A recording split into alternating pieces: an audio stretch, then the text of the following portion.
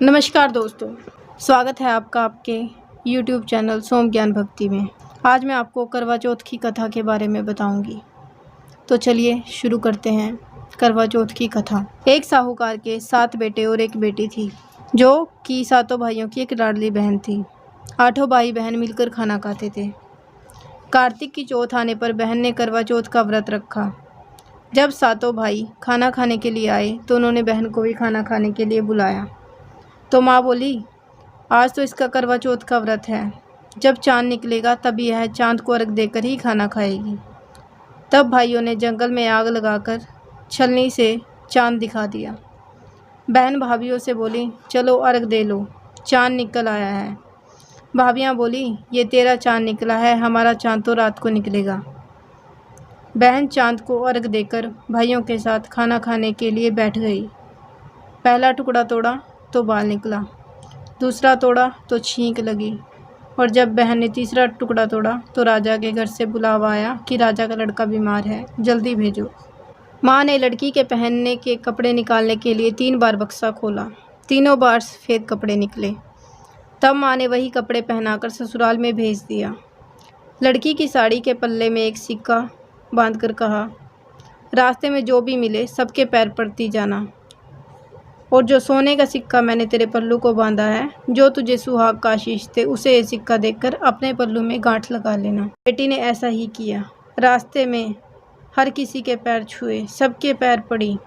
किसी ने भी सुहाग का आशीष नहीं दिया। सबने यही आशीष थी, ठंडी हो, सब्र करने वाली हो, भाइयों को सुख देने वाली हो, 7 भाइयों की बहन हो। तब वह निराश होकर ससुराल पहुँची। अब ससुराल पहुँची तो दरवाजे पर छोटी ननद मिली। बहन के पैर पड़ी ननद, तो ननद बोली, सीली हो, सपूती हो, 7 बेटों की माँ हो, मेरे भाई को सुख देने वाली हो। यह आशीष सुनकर उसने सोने का सिक्का ननद को दिया और अपने पल्ले पर गांठ लगा ली। अंदर आई तो सासू जी ने कहा, ऊपर कोठरी है, वहाँ जाकर बैठ जा।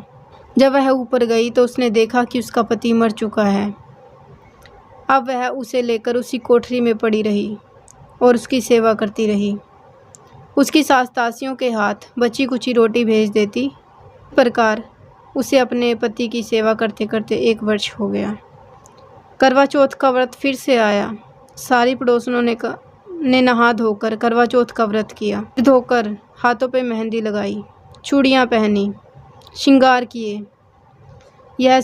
वह यह सब देखती रही। एक पड़ोसन बोली, तू भी करवा चौथ का व्रत कर ले, सब ठीक हो जाएगा। तब वह बोली, मैं कैसे करूं? पड़ोसन बोली, चौथ माता की कृपा से सब ठीक हो जाएगा। पड़ोसन के कहने पर बहू ने भी व्रत किया। थोड़ी देर के बाद करवे बेचने वाली आई। करवे लोरी करवे लो, करवे लोरी करवे लो, भाइयों की प्यारी करवे लो, दिन में चाँद उगवाने वाली करवे लो, ज़्यादा भूख लगने वाली करवे लो, करवे लोरी करवे लो।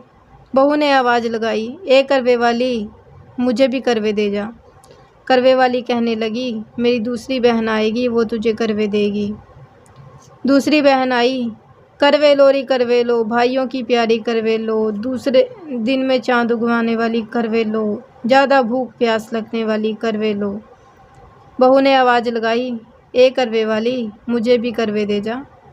दूसरी करवे वाली बोली, मेरी तीसरी बहन आएगी, वो तुझे करवे दे देगी।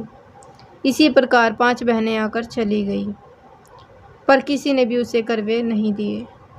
फिर छठी बहन आई और बोली, मेरी 7वीं बहन आएगी तो तुझे करवे दे देगी। तू सारे रास्ते में कांटे बिखेर के रखना, तब उसके पैर में कांटा चुभ जाएगा। तब वह खूब चीखती चिल्लाती हुई आएगी। तब तू सुई लेकर बैठ जाना और उसका पैर पकड़कर मत छोड़ना, और उसके पैर से कांटा निकाल देना। वह तुझे आशीर्वाद देगी तो तू उससे करवे मांग लेना। तब वह तुझे करवे देकर जाएगी। तब तू उदापन करना, जिससे तेरा पति अच्छा हो जाएगा। अब उसने वैसा ही किया। सारे रास्ते में कांटे बिछा दिए। जब 7वीं बहन करवे लेकर आई तो पाँव में कांटा चुभने के दर्द से खूब चिल्लाती हुई आई, तो बहू ने उसका पैर पकड़कर नहीं छोड़ा और उसका कांटा निकाल दिया। जब उसने आशीर्वाद दिया तो बहू बोली, जब तुमने आशीर्वाद दिया है तो करवे भी देकर जाओगी। सातवीं बहन बोली, तूने तो मुझे ठग ही लिया। यह कहकर चौथ माता ने उसे आँख में से काजल, नाखूनों पर से मेहंदी, मांग से सिंदूर, तिचली अंगूठी का छींटा और साथ ही करवे भी दे दिए। अब करवे लेकर बहू ने उद्यापन की तैयारी की और व्रत रखा।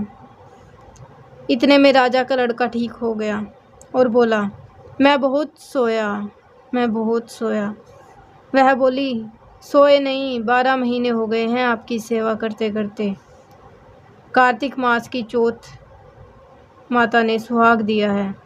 उसका पति बोला, चौथ माता का उद्यापन करो। अब उसने चौथ माता की कहानी सुनी। उद्यापन कर खूब सारा चूरमा बनाया। जिम कर वे दोनों चौपड़ खेलने लगे। इतने में उसकी बांदी तेल की पूरी सब्जी लेकर आ गई। दोनों को खेलते देखकर सासू जी को जाकर बोली, महलों में खूब रौनक है, तुम्हारे बेटा बहू चौपड़ खेल रहे हैं। इतना सुनकर सासू देखने आई। दोनों को देखकर वह बहुत खुश हो गई। सास के पैर दबाए तो सास बोली, बहू सच सच बता, तूने क्या किया। उसने सारा हाल अपनी सासू जी को बताया तो राजा ने सारे शहर में ढिंढोरा पिटवा दिया कि अपने पति के जीवन के लिए सभी बहनें करवा चौथ का व्रत रखें। पहली करवा चौथ को अपने पीहर में जाकर व्रत करें। हे चौथ माता, जैसे राजा के लड़के को जीवन दान दिया वैसा ही सभी को देना, मेरे पति को भी देना। कहते सुनते सब परिवार की स्त्रियों को सुहाग देना। जय चौथ।